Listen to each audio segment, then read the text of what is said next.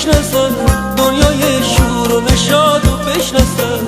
اومدی که زیر سایه تو من چشمه آب حیاتو بشناسم، چشمه آب حیاتو بشناسم. تو خوبی تو ماهی فدات بشم الهی الهی الهی. واسه من تو دنیا تو تنها تکیه گاهی، امیدی پناهی.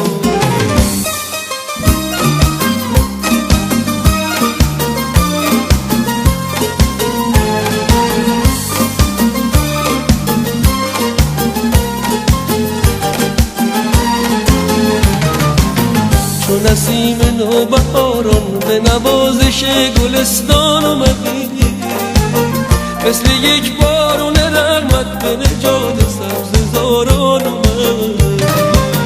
تو همان فرشته ای که روز و شب لحظه شماری کردن، واسه یه دلداری دادن به من زار و پریشون اومدی.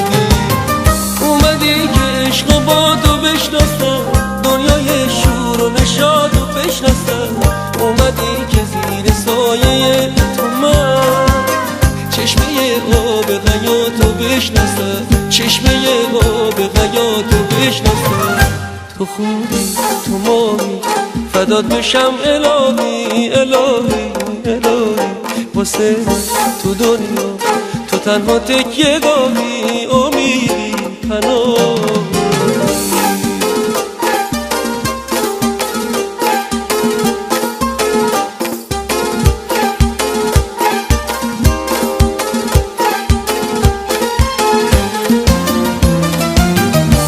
بی ستاره بودم، تو همان خورشیدی که به من تابیدی. در هوای چاره بودم، گنج خوشبختی رو تو به من بخشیدی.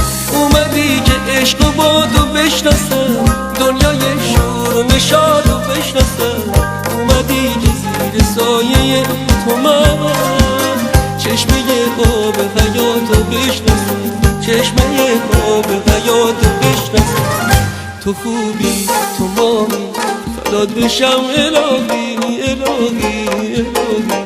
واسه من تو دنیا تو تنها تکیه گاهی، امیدی پناهی.